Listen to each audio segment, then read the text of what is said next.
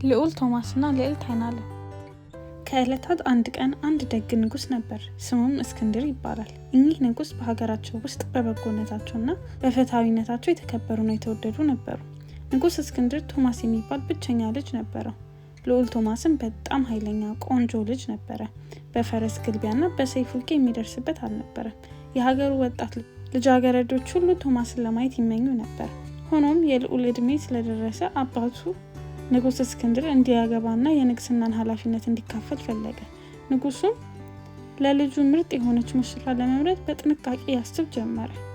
ንጉስ እስክንድር በጣም የሚወደውና የሚያከብረው የሌላ ሀገር ንጉስ ነበር። ስሙም መካሻ ይባላል። ንጉስ መካሻ ሀገሩን በትጋትና በቅንነት የሚመራ፣ በአለቆችን ተፈላጊ የሆነ፣ በቅንነት ሀገሩን የሚጠብቅ ንጉስ ነበር። ንጉስ መካሻም ቆንጆ ልጅ ነበረችው።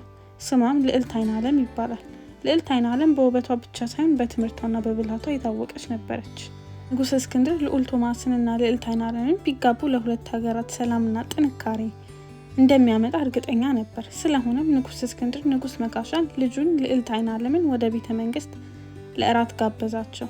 ቶማስም እንግዶችን ለመቀበል ከቤተ መንግስቱ በር ላይ ቆሞ ነበረ። ልዕልት አይናለም ከሰረገላዋ ስትወርድ ልዑል ቶማስ የንጉስ መካሻን ልጅ ባያት ጊዜ በልዩ ውበቷ ተማርኮ ደነገጠ። ልዕልቲቱ አይኖቿ እንደ ከዋክብት የሚያንጸባርቁ ነበሩ። ፈገግቷም እንደ ማለዳ ፀሐይ ሞቅ ያለ ነበር። ቶማስ እስከዚያን ጊዜ ድረስ እንዲህ አይነት ውበት አይቶ አያውቅም ነበር። ልቡን በድንገት በከፍተኛ ሁኔታ መምታት ጀመረ። ንጉስ እስክንድር የልጁን ድንጋጤ ያስተዋልና በፈገግታ እንዲህ አላቸው፣ ቶማስ ልጄ፣ እንግዶቹን ወደ ራት ማዕድ ምራቸው።